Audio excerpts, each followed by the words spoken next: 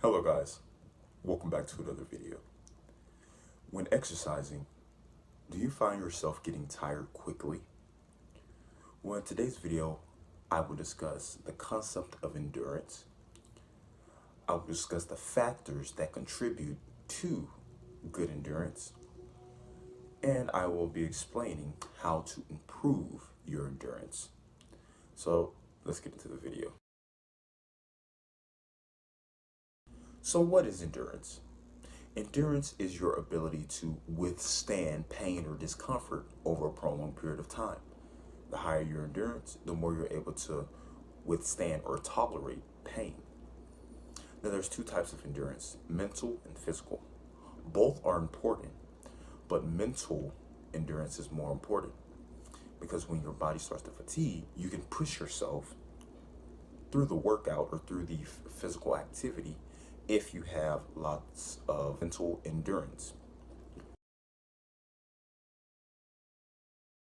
Now, there are three components that contribute to a good endurance.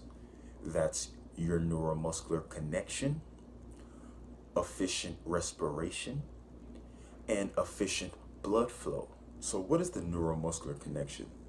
The neuromuscular connection is the connection between your brain and your muscles. Well, when you exercise, your brain activates your muscle fibers via nerves. So when you're exercising, if your brain is able to recruit or activate multiple muscle fibers simultaneously, this will lead to more force being generated and more power being generated, which will lead to better movement and will allow you to sustain a good performance throughout the entirety of the exercise. So keep in mind your neuromuscular connection. The more muscle fibers that your brain is able to recruit or activate when moving leads to more fluid and powerful movements.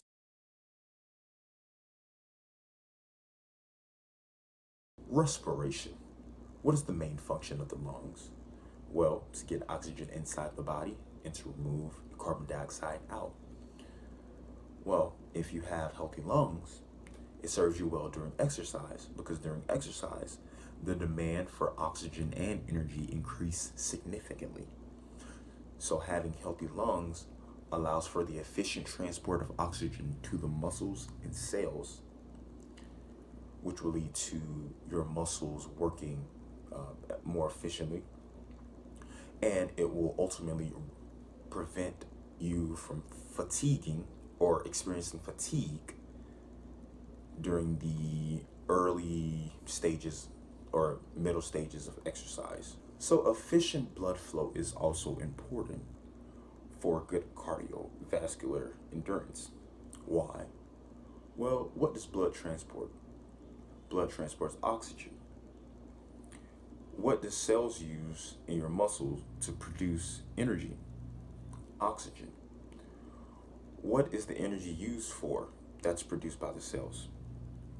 Work, movement, muscle contraction. So the more efficient blood flow is to your muscles, the better that they can function.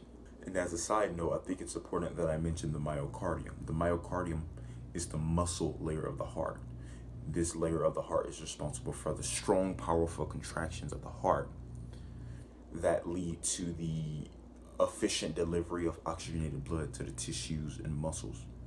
So when you have a strong myocardium, that's more oxygenated blood that can get to the muscle, which will lead to what? The muscle functioning better. So to improve your cardiovascular endurance, you must engage in both aerobic and anaerobic exercises. Aerobic exercises are less intense, and you can engage in aerobic exercises for prolonged periods of time. So they focus more on your physical endurance. But when it comes to anaerobic exercises or high intensity exercises, you're unable to engage in them for long periods of time. So they require you to have lots of mental endurance.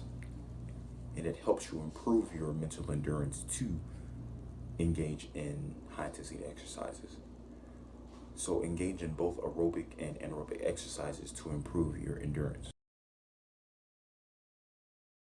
So that concludes the video. If you found the information in this video helpful, please share this video with someone who could benefit from the information that I've provided. If you're a woman above the age of 40 that's interested in improving your cardiovascular endurance, me and my team can create a plan for you, a beginner plan that will help you gradually improve your endurance